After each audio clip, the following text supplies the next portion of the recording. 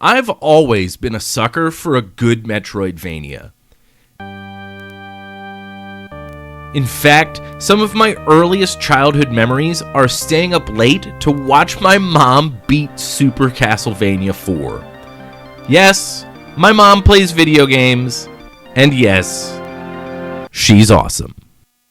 Bloodstained Ritual of the Night, Metroid Dread, Death's Gambit, Blasphemous 1 and 2 have all been stellar standouts in the genre that have graced us with their presence over the past half a decade, and they're also some of my favorites. But Metroidvanias walk a fine line. What can be an epic adventure full of white-knuckle platforming and stimulating puzzle design can quickly turn into a tedious and frustrating folly of confusion and burnout. A delicate balance between level design, traversal, combat, and puzzle placement is by far the most important aspect of creating a fulfilling and engaging Metroidvania experience. Enter Ubisoft's new reboot of Prince of Persia. Put into a Metroidvania petri dish and examined through the microscope of a classic gaming franchise, Prince of Persia: The Lost Crown is an attempt at a hard reboot of the series. And flat out, it's a pretty damn solid reimagining.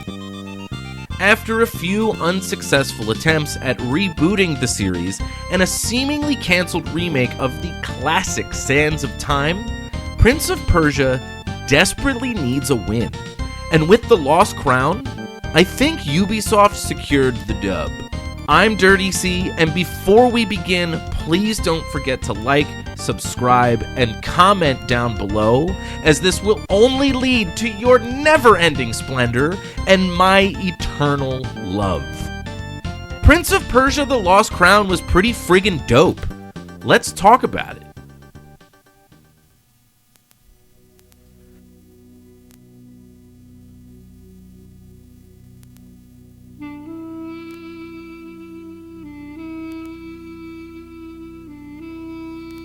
The only real blemish on what is ultimately an outstanding video game is The Lost Crown's story. Warning, mild story spoilers ahead, so skip ahead to the next timestamp to avoid. You've been warned. You play as leading man Sargon, a member of an elite prince's guard known as the Immortals. After what is a wildly predictable betrayal resulting in the kidnapping of the Prince of Persia, Sargon sets off on a journey to scale Mount Kaf and save his royal charge, all while collecting feathers of the great deity Simurgh, granting Sargon special traversal abilities. This is a pretty standard setup to the hero's journey. Though, not too far down the line, some twists and turns result in the framing of Sargon, resulting in him being hunted by his fellow immortals. As far as good storytelling goes, this would have been enough to produce an acceptably gripping story, but where The Lost Crown gets convoluted is where it tries to tie in time travel tropes that are all too overused in this day and age. Since the wild success of the Sands of Time, it seems like some kind of time travel mechanic is essential for any future Prince of Persia game. This is where The Lost Crown trips, and there's no real explanation for the multiple timeline plot it tries to convey, and no real gameplay mechanic that plays into these plot points. Sure, some of Sargon's abilities mimic being able to rewind via a placeable clone, but there's nothing akin to the Sands of Time rewind mechanic, and no gameplay mechanic, ability, or traversal technique that's explained through storytelling. Sargon gets powers from Mighty Bird Thing God, and it's weird because of video games. Now, of course, all video games require at least some level of suspension of disbelief, and not all gameplay mechanics need to be explained by lore alone. But in The Lost Crown, the time travel angle just seems shoehorned in and is never fully explained in any real meaningful way. It's just there for the sake of being there. This results in some of the late game twists not making any sense and thus don't leave any real meaningful impact. However, Sargon starts off with strong motivations, as do his adversaries, and there is just enough character growth between Sargon and his surrounding companions that make character arcs feel satisfying. Though the story in The Lost Crown left a little bit to be desired, this didn't soil my experience with the game at all, as the gameplay was absolutely astonishing.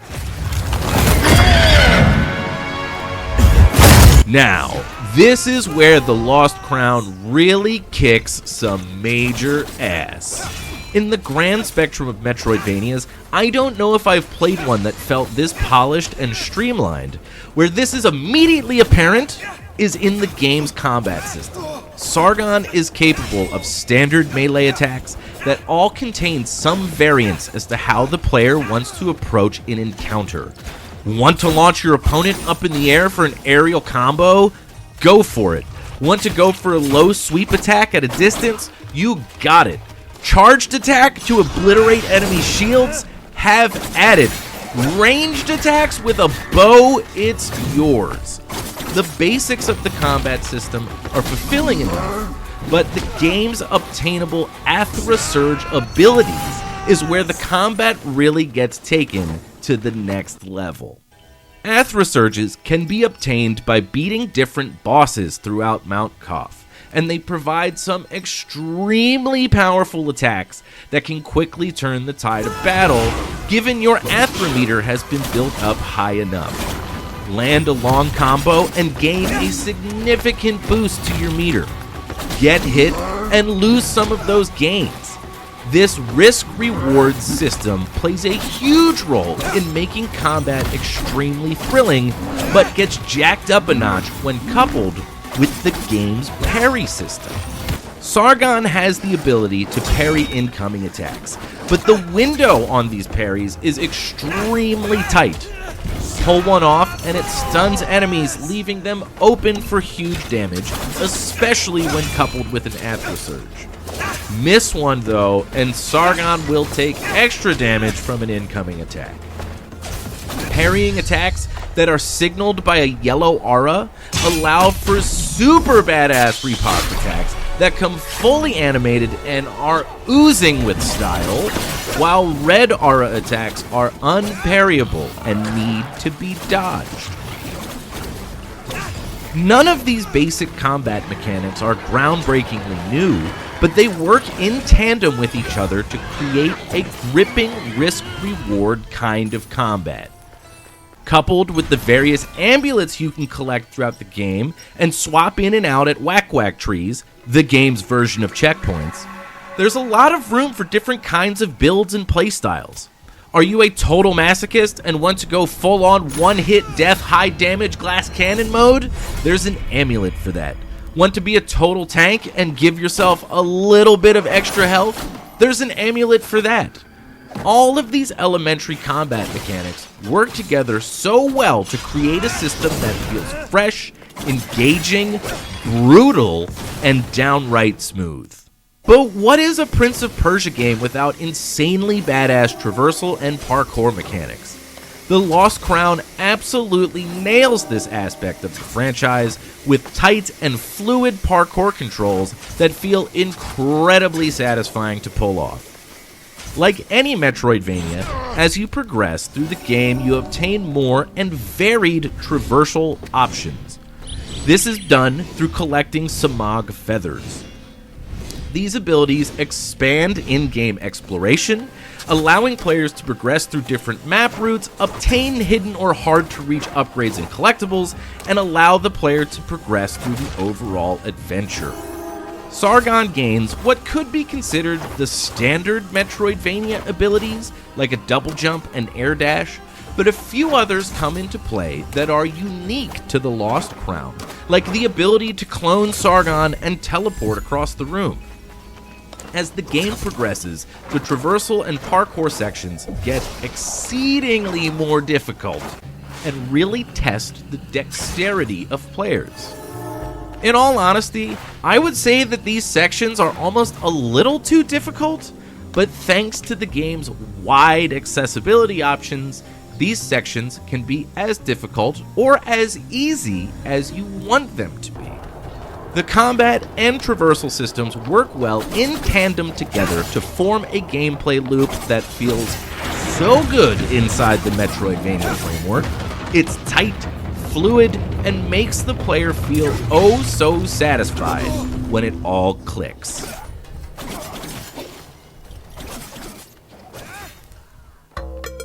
Abandoning the dark and edgy aesthetic of previous titles, Ubisoft opted for a more stylized and cartoonish vibe for the Lost Crown, similar to the style seen in the previously attempted reboot.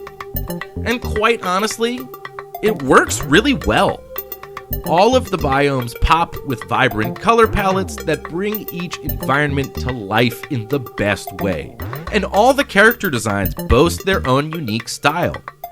Couple this with top-notch, superb voice acting, every character met along the journey feels memorable. I'm telling you, Prince Hassan may be my son! Oh, that's nonsense. He looks nothing like you. But nowhere is the masterful character design more evident than in the boss battles. Oh my Lanta, the boss battles! Do you like edge of your seat, sweat on your brow, butt cheek clenching, all-out madness when it comes to your boss fights? Well, oh buddy, this might be the game for you. What I found most prolific about the boss design in The Lost Crown was that no two bosses are remotely alike. From their general design aesthetic down to their moveset, each boss had its very own identity that required some different kind of thinking when it came to how to approach them. No two bosses can be taken on the same way, which leads to switching up your playstyle and amulet loadout as necessary.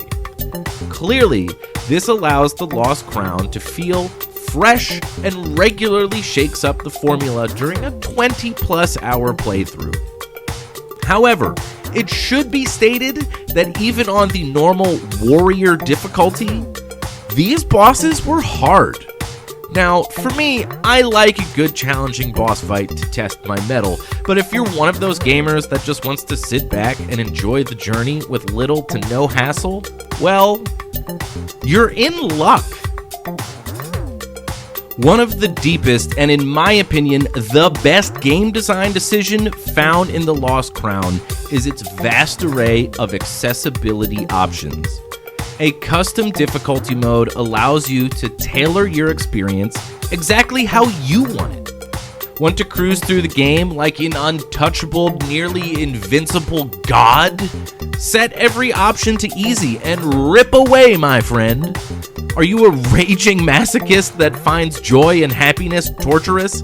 Then crank up those difficulty settings and let your freak flag fly, my dude. The game also allows you to opt for a more guided experience, placing waypoints and markers on the map that guide the player in the right direction. Furthermore, a new design concept that's been added allows players to take in-game screenshots of certain parts of the map. This allows for a way more efficient streamlining of the Metroidvania experience and overall makes the game feel much smoother and polished. All of these accessibility options allow for players to truly craft a gameplay experience that's a perfect fit for them. Even some of the more demanding parkour sections can be completely bypassed by the platforming assist feature, allowing players with limited mobility and dexterity to enjoy the game. I'm a big fan of customizable accessibility features, and I really hope more games follow this trend as the industry evolves and progresses. The metroidvania genre has consistently stayed what it is since its inception, really. With little change to the formula, it's a genre that naturally lends itself to engaging gameplay and exploration without really needing to evolve its basic structure. Is the Prince of Persia reinventing the wheel when it comes to the genre as a whole? Absolutely not, but it doesn't need to. It stays well within its parameters of being a Metroidvania while providing a tight, polished experience that doesn't overstay its welcome. It's tons of fun and an absolute must-play for any fan of the genre. If you made it this far into the video, you have my undying admiration. If you liked and subscribed, you are truly a hero in my mind. If you haven't yet, please consider doing so, and I will see all of you in the next video.